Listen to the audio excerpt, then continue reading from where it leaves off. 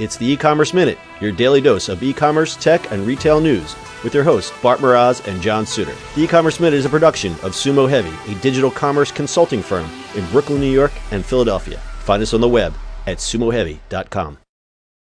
It's E-Commerce Minute, episode 199. In today's episode, Costco's treasure hunt floor plan.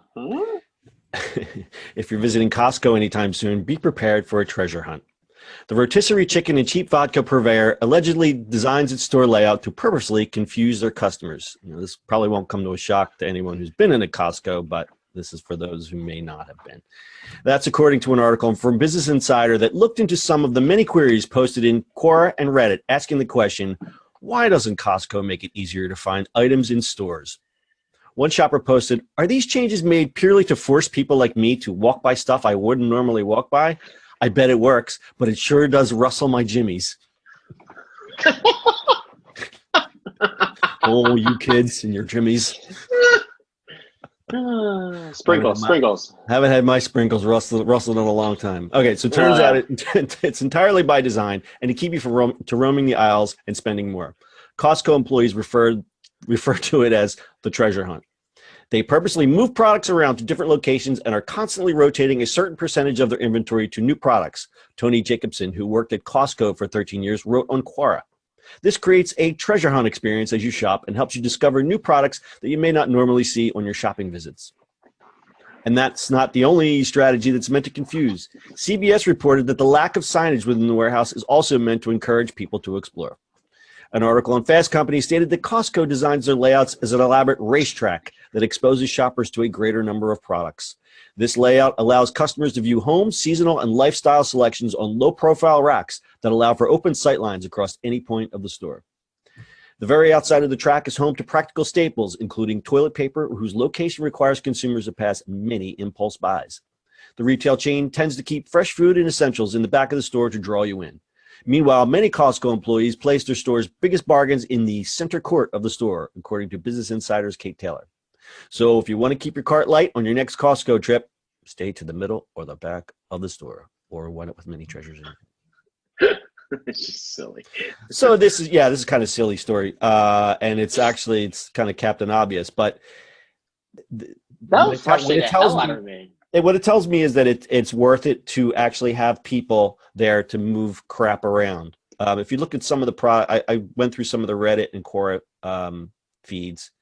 One guy wrote, stuff moves every single morning. Last week in work, I watched a particular item move to 5 different spots over 5 different days.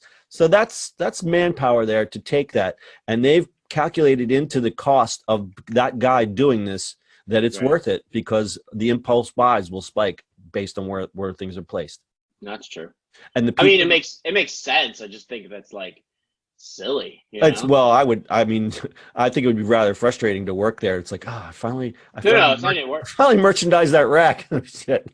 Now I got to move it again. I don't think it's Costco, so they just pallets and move that shit around. Right, but it's just pallets, not really merchandising anything. Right. But I think it'd be frustration for the customers, right? Like you go to Costco, you're like, I know where stuff is. I want to go shopping. Yeah, but not really. Not really. So if you read a little further, there's people who, the people who are real hardcore Costco shoppers know this, and they know that some stuff is not going to move. But the people that move the stuff around at Costco, do you know what they're called? No. There's a nickname. They're called the Costco elves. They move stuff around all the time. They're called the Costco elves. So it's obvious. There's the psychological factor is at work here. There's an upsell strategy. One comment I read, the reason we move entire categories is because we think they might sell better somewhere else. For example, are K-cups better sold next to bagged coffee or next to the Keurig appliances themselves? I've seen both. Are diapers and baby wipes better sold in health and beauty or sundries near toilet paper? I've seen both. So they do A/B testing in their store. And again, it's because it's to have the elves move this crap around, twice a day. It's still worth it for them because they can look at the data and say, yeah, you know what? We did good here. Let's leave those K-cups. Things are regional too, because you can't, things that might apply in one Costco store might not apply in another. Right. I mean, it's, I guess it'd be regional dependent, right? Right, because people have different. I'm sure the selection varies. In Florida stores right now, you don't want salt. You probably want umbrellas, and vice versa in like Michigan or exactly things like that. Makes sense. So they keep their stores really stripped down, and that's part of a cost savings, but it's also part of the allure, because if you go into a Costco or Sam's, you see the stripped down environment and you automatically think, oh man, I'm saving some money. Who's ever saved money walking into a Costco or a Sam's? Nobody. I dare you to walk in. I saw one meme. It was like this woman, she has a princess crown. It's like, I actually went into Costco for a chicken and left only with the chicken. It's the same thing. Impossible, right? So yeah, so it's not enough to encourage the customers to look around, but they feel that it doesn't annoy them enough. It's like you're in there and it's like, well, you've got to look for things and you're annoyed, but you're not annoyed enough. Did you walk out? Because Costco shoppers are fiercely loyal. I mean, I don't have one close enough for me. I would love it if I did. I have a Sam's literally up the road, so I go there. But Costco shoppers are really loyal. 90% of their customers renew their memberships each year. 90%. I dare you to find something that has a retention like that. Right. And I have a couple of Costco Did You Knows. I think everyone knew this one. You can buy caskets at Costco. Yes. Yes, I do know that. Which is silliness in itself. How do you put that in your cart? Do they move those around? It's like springtime, lots of death in the air. Let's move these near the front. A lot of people die in the spring. Wait. Do they put them at the register? You know how you pick up the magazines? Oh, honey, why don't you throw that casket in there? Grandpa's not feeling good this week. Costco buys. You pick on. Poor Grandpa. Costco buys 50% of the world's supply of the most popular cashew. They buy 50% of the world's cashews. They sell $300,000 worth of cashews every week. Costco is considered one of the biggest pizza chains in the country. Jesus. Well, yeah, a lot of people love. I know Sam's. They have Nathan's hot dogs. People go there and eat the pizza and the hot dogs.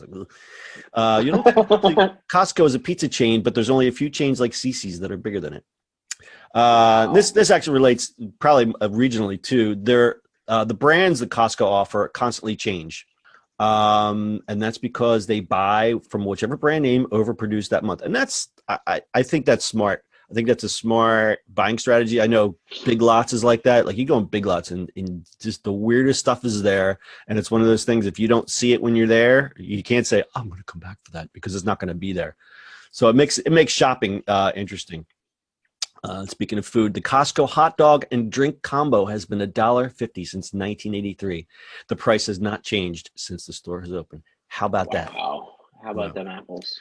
I mean, how about them hot dogs? How about them hot dogs? So pretty interesting stuff. I mean, it's, as we say, the store layout thing is kind of Captain Obvious. They do it just to keep you walking around. But I guess the data says it works and it's worth moving the stuff around. So pretty interesting. Yep. All right. Anything else, Dad Bart? Yeah. So find your caskets and Costco. You get your casket and your party tray at Costco. It's one-stop shopping. You heard it here first. I can't. I'm just gonna stop. All right. That is your e-commerce minute for today. We'll see you on the internet tomorrow. That's it for today's show. If you like the show, do us a favor and subscribe, or leave us a review on iTunes. And don't forget, you can now listen to the e-commerce minute on your Amazon device. Just add e-commerce minute to your flash briefing. And finally, if you have a comment or suggestion, or just want to say hi, find us on social media at Sumo Heavy.